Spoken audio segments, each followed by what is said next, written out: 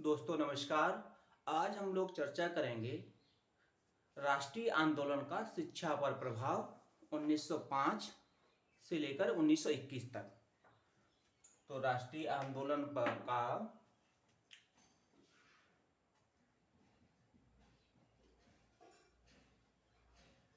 राष्ट्रीय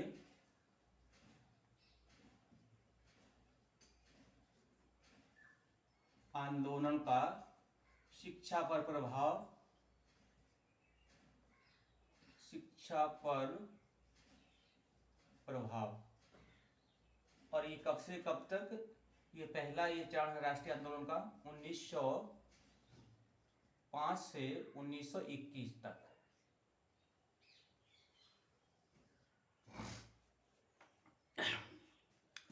क्या होता है कि 1857 में जब प्रथम स्वतंत्रता आंदोलन लड़ा जाता है तो वहाँ से भारतीयों के हृदय में एक अपना स्वदेश प्रेम जाग जाता है, राष्ट्र प्रेम जाग जाता है। और वो चाहते हैं कि हम किसी भी तरीके से स्वतंत्र हों, अपना शासन हो, अपनी व्यवस्था हो, अपनी शिक्षा हो। लेकिन ये अंकुरण अभी हृदय में ही है। सने सने से क्या है कि एक और जो है वो बढ़ रहा है धीमे धीमे करके। ऐसी स्थिति में तीन चीजें हमारे सामने हैं, तीन जो वर्षें हैं, तीन डेटें हैं, उनको हमें याद रखना चाहिए। ठीक है, एक है 1857 और दूसरी है 1885 और तीसरी है 1905। अब एक एक करके हम देखते हैं कि 1857 क्या है। यह हम चर्चा कर ही चुके हैं कि 1857 में पहला स्वतंत्रता संग्राम लड़ा गया था। दूसरी स्थिति में क्या है, जो दूसरी डेट है 1885। 1885 में भारतीय राष्ट्रीय कांग्रेस की स्थापना होती है और ये भारतीयों को अपनी बात कहने का एक मंच मिलता है। अब जो तीसरी बात है 1905 में कर्जन द्वारा बंगाल का विभाजन कर दिया जाता है और इससे देश में बहुत ही ज़्यादा असंतोष की लहर बढ़ जाती है और इसका जो भारतीयों पर है वो बहुत ही गहरा आघात पड़ता है। तो ये कहा जाता है कि 1905 में ही कलकत्ता में और 1905 में जो कलकत्ता में कांग्रेस का अधिवेशन हो रहा है और उस अधिवेशन में ही ब्रिटिश साम्राज्य के खिलाफ, ब्रिटिश सरकार के खिलाफ स्वतंत्रता आंदोलन शुरू करने का निश्चय किया जाता है कि अब हम स्वतंत्रता के लिए आंदोलन करेंगे, मूवमेंट करेंगे, फ्रीडम मूवमेंट करेंगे। तो अब बात आती है कि भाई क्या है, उसको देख लें कि आंदोलन क्या है। ठीक है,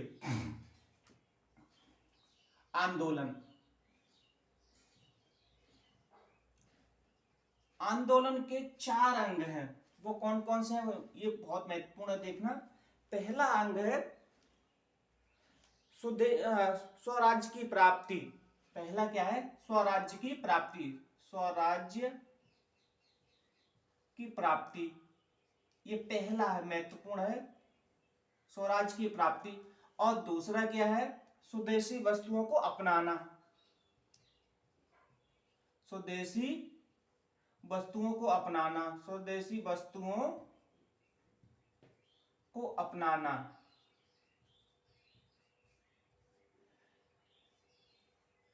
अब अगर क्या होगा, जब स्वदेशी वस्तुओं को अपनाओगे, विदेशी वस्तुओं का बहिष्कार, विदेशी वस्तुओं का बहिष्कार,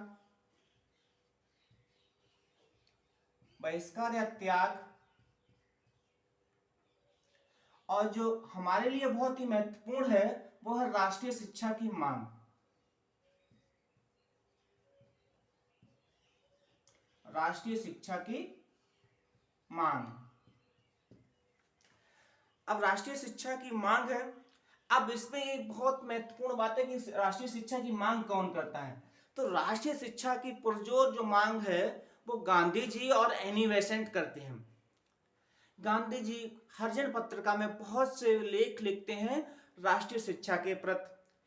और एनी बेसेंट कहती हैं कि नहीं, राष्ट्रीय शिक्षा ही हमारे लिए सब कुछ है, इससे बढ़कर कुछ नहीं। जब तक हमारी शिक्षा नहीं होगी, हमारी स्वयं की राष्ट्रीय शिक्षा नहीं होगी, हमारे अंदर स्वदेश के जो भाव हैं वो जागृत ही नहीं होंगे।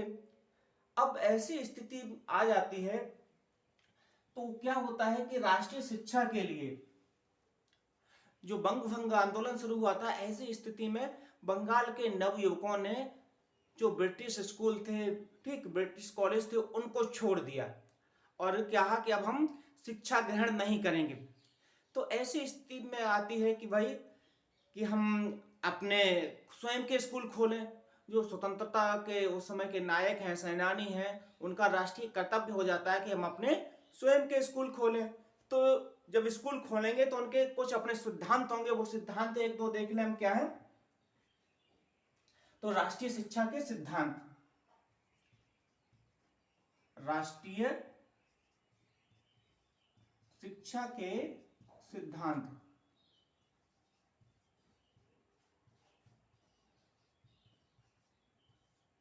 अब राष्ट्रीय शिक्षा के जो सिद्धांत है वो क्या है, एक दो देख ले। कि भारतीयों का नियंत्रण है। राष्ट्रीय शिक्षा का यह पहला सिद्धांत है कि शिक्षा पर, राष्ट्रीय शिक्षा पर वो भारतीयों का नियंत्रण हो और वो किसी भी तरीके का नियंत्रण बर्दाश्त नहीं करेंगे। दूसरा क्या है कि शिक्षा का आदर्श, कि भारतीय शिक्षा के अपने आदर्श हों। अभी तक क्या स्थिति थी कि हम भाई लंदन विश्वविद्यालय को मानकर उसके अनुसार शिक्षा दे रहे थे, वो आदर्श थी नहीं। तो अब यहाँ पर जो हमारे राष्ट्रीय नायक है वो कहते हैं कि अब हमारी अपनी शिक्षा के, स्वदेशी शिक्षा के अपने सिद्धांत होने चाहिए, अपने आदर्श होने चाहिए। और अगला क्या है कि हमारी शिक्षा ऐसी हो, अगला सिद्धांत ये है कि हमारी शिक्षा ऐसी हो जो हमें मातृ प्रेम का बोध कराती हो, मातृ प्रेम सिखाती हो। हमारी शिक्षा ऐसी हो जो राष्ट्रीय चरित्र का विकास करती हो। और क्या है, हमारी शिक्षा इस प्रकार की हो कि जो भारतीय भाषाओं का हमें, भारतीय ज्ञान विज्ञान का हमें बोध कराए।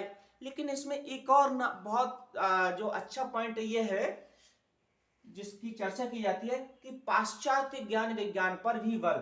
ठीक है, तो इसमें एक है पाश्चात्य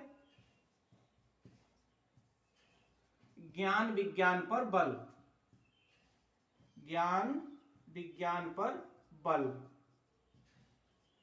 ये जो है, ये राजा राममोहन राय ने भी सर्वप्रथम इस पे बात रखी थी कि नहीं, हमें भारतीय जो पाश्चात्य ज्ञान विज्ञान है उस पर हमें बल देना चाहिए, उसको हमें सीखना चाहिए।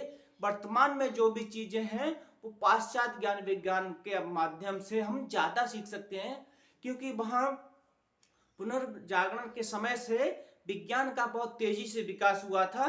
तो ऐसी स्थिति में हमें पाश्चात्य विज्ञान को भी अपनाना चाहिए। हमेशा ये नहीं कहना चाहिए कि हम स्वदेशी ही की बात करेंगे। जब तक हम पाश्चात्य ज्ञान विज्ञान की बात नहीं कर सकते हैं तब तक हम विश्व को नहीं जान सकते हैं, दूसरे देशों को भी नहीं जान सकते हैं। तो ऐसी स्थिति में हमारे लिए पाश्चात्य ज्ञान विज्ञान का जो ज्ञान है वो बहुत जरूरी है। अब क्या होता है कि जब ये हमारे सिद्धांत हो गए तो राष्ट्रीय शिक्षा संस्थाओं की स्थापना। अब अगला इसमें जो बिंदु है वो है राष्ट्रीय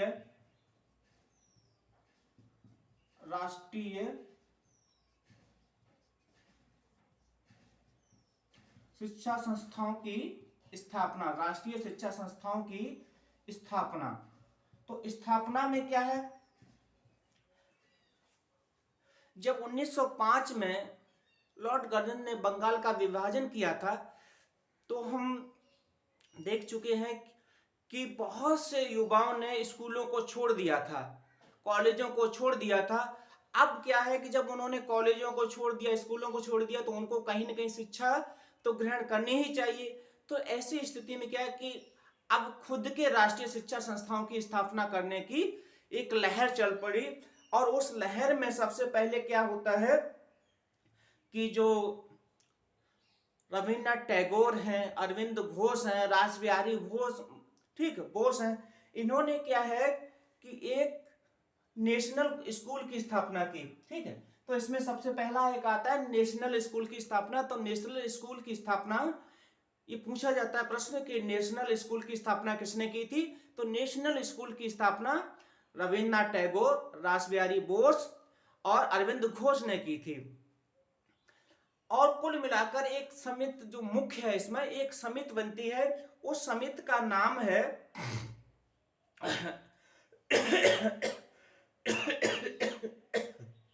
माफ करना, उस समिति का नाम है राष्ट्रीय शिक्षा प्रसार समिति। ठीक है, इसको भी देखना, राष्ट्रीय शिक्षा प्रसार समिति, राष्ट्रीय शिक्षा प्रसार समिति। इस समिति का निर्माण होता है और इस समिति की जो अध्यक्षता है वो डॉक्टर गुरदास बनर्जी करते हैं और इनकी अध्यक्षता में बंगाल में 51 स्कूलों की स्थापना होती है। 51, ठीक है, ये संख्या कम नहीं है। उस समय 51 स्कूलों की स्थापना होती है। अब और बात क्या है कि 1901 में ही, ठीक है, 1900, ये भी डेट बहुत महत्वपूर्ण है, 1901 में ही रविन्द्रनाथ टैगोर के द्वारा, जिनको गुरुदेव की उपाधि दी गई है, उनके द्वारा क्या है, ब्रह्मचर्य आश्रम की स्थापना की जाती है। ये प्रश्न पूछा जाता है कि ब्रह्मचर्य आश्रम की स्थापना किसने की थी? ब्रह्मचर्य आश्रम की स्थापना, तो ये क्या है, गुरुदेव रविन्द्रनाथ टैगोर ने की थी 1901 में शांति निकेतन में। और यही आश्रम आगे चलकर क्या है, विश्व भारती में परिवर्तित होता है। ये हो गई। अब इसके बाद कुछ चीजें हैं जिन्हें हमें देखना है। उनमें है कि देशीय विश्वविद्यालयों की स्थापना। तो इस कड़ी में पहला विश्वविद्यालय है वो बीएचयू विश्वविद्यालय, बनारस हिंदू विश्वविद्यालय है। उसके बाद क्या है, जिसको काशी हिंदू विश्वविद्यालय भी कहा जाता है। उसके बाद 1916 में ही मैसूर विश्वविद्यालय की स्थापना होती है, यानी एक उत्तर में होता है और एक दक्षिण में होता है, तो 2 हो गए। फिर उसके बाद क्या है कि 1917 में पटना विश्वविद्यालय की स्थापना होती है, ये भी उत्तर में आता है। फिर उसके बाद 1918 में उस्मानिया विश्वविद्यालय की स्थापना होती है। फिर उसके बाद 1920 में ढाका विश्वविद्यालय की स्थापना होती है और 1921 में अलीगढ़ विश्वविद्यालय की स्थापना होती है। तो ये 6 विश्वविद्यालयों की स्थापना हो जाती है केवल 5 वर्षों में, 1916 से शुरू होकर 1921 में। ये इस आंदोलन की महत्वपूर्ण बात है। तो इसको हम देख लें कौन कौन सी डेट है। तो 1916 में बीएचयू और मैसूर। 1917 में आपका होता है पटना विश्वविद्यालय। 1918 में उस्मानिया होता है। फिर उसके बाद 1919 में किसी विश्वविद्यालय की स्थापना नहीं होती है, लेकिन 1920 में फिर ढाका विश्वविद्यालय की स्थापना होती है और 1921 में अलीगढ़ विश्वविद्यालय की स्थापना होती है, अलीगढ़ विश्वविद्यालय।